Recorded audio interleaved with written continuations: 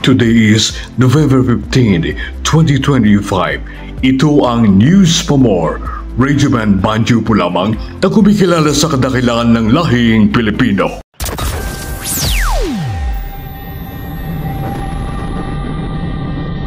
Nitong nakaraang Huwebes, November 13, nagpatawag ng press conference ang Pangulong BBM upang magbigay ng kanyang report hinggil sa korupsyon.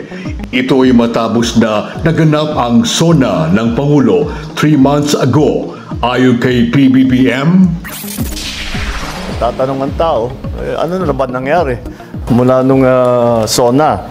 Kaya't isa-isay natin. Mula nung matapos ng 2 linggo mula ng SONA, binuksan na natin yung sumbong sa Pangulo website para makareport ang taong bayan na diretso sa akin.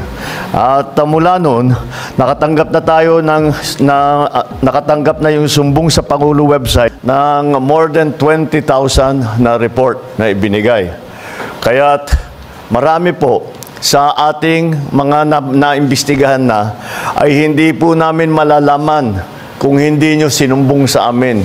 Napakahalaga ng impormasyon na ibinibigay ng taong bayan sa ating pamahalaan na madaming impormasyon na hindi namin makukuha kung hindi sa inyong sumbong. Kaya ipagpatuloy po ninyo yung inyong pag-report sa amin kapag meron kayong nakita na dapat tignan, dapat imbestigahan, dapat pag-aralan. Personal kong na-inspeksyon ang mga iba't ibang flood control project. Napunta ako sa Iloilo, nakapunta ako sa Kalumpit at saka sa Baliwag.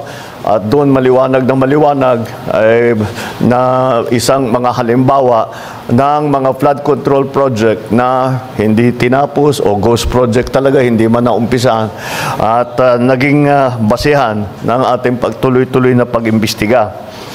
Noong September 2, nakumpiska ng Bureau of Customs ang 13 luxury vehicle ni Diskaya. At dahil sa irregularity sa importation at sa documentation, itong mga luxury vehicle na ito ay i-auction na.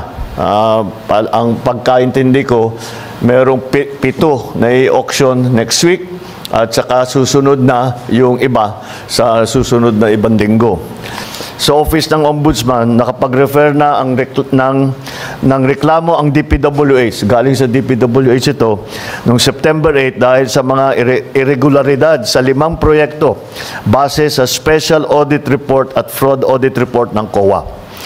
Mula sa ahensya ng DPWH First District Engineering Office, ang mga sangkot dito, sina Henry Alcantara, Bryce Hernandez, JP Mendoza, Paul Jason Duya. Ang mga kinatawan naman sa mga kontratista ang kasabwat nila ay sa St.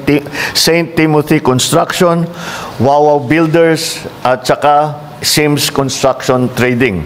Lahat yung mga pangalan na yan, matagal na nating naririnig at ngayon ay sila ay napatunayan, nakasabwat dito sa mga ginagawa sa mga flood control project na hindi tama ang pagka-bid, hindi tama ang pagkakontrata, hindi tama ang pagka-implementasyon, hindi tama ang pagbayad. Binuo natin ang Independent Commission for Infrastructure. Dahil nalaman natin matindi ang sistema ng korupsyon, hindi lang sa flood control project, kundi pati rin sa ibang proyektong pang-infrastruktura ng gobyerno, kaya ginawa po natin yung ICI. Yung ICI na yan ay para imbestigahan lahat ng infrastructure projects na kailangan tignan dahil may question kung tama ba ang pagkagawa. At ipapagpatuloy ng ICI yung kanilang na tuloy-tuloy naman ang trabaho ng ICI. Kung maalala ninyo, ICI is investigative. So tuloy-tuloy ang kanilang investigasyon. Kung ano yung finding nila sa investigasyon nila, ipinapasa nila sa DOJ at saka sa Ombudsman. Nagsampa ng kaso ang DPWH sa Ombudsman laban sa 20 opisyal ng DPWH ng Bulacan First District Engineering Office at 5 pribadong individual dahil sa paglabag sa anti-graft and corruption Practices and Corrupt Practices Act, Revised Penal Code at Government Procurement Reform Act. Kasama dyan si Henry Alcantara, Bryce Hernandez, JP Mendoza at ang mag-asawang Diskaya. Mula naman noong September 15 hanggang November 5, ang Anti-Money Laundering Council, yung AMLAC, ay nakakuha ng 7 freeze order mula sa Court of Appeals. Saklaw ng freeze order na ito ang kabuuang halaga ng 6.3 billion pesos. Nagsimula na ang Solgen na magbuo ng forfeiture case para itong 6.3 billion pesos ay mababawi ng pamahalaan at itong perang ninakaw ay maibabalik sa taong bayan. Mula naman noong September 29 hanggang November 6, nagsumiti na ang ICI sa Office of the Ombudsman ng criminal at administrative cases laban sa 37 individual na konektado sa mga maanumaliyang FCPs. Kabilang dito mga kasong graft and corruption, malversation, falsification, plunder, paglabag sa Code of Conduct for Public Officers. Alam nyo, ay lahat naman tayo ay nais natin na makamta ng kaagad ang hustisya. Ngunit kung may aral tayong natutunan sa nakaraan, ito ay ang mas mabuti na maging mabusisi tayo at tumagal ng kaunti kaysa magmadali at magkamali. Ating pag-focus, pagbigay ng pansin dito sa 3.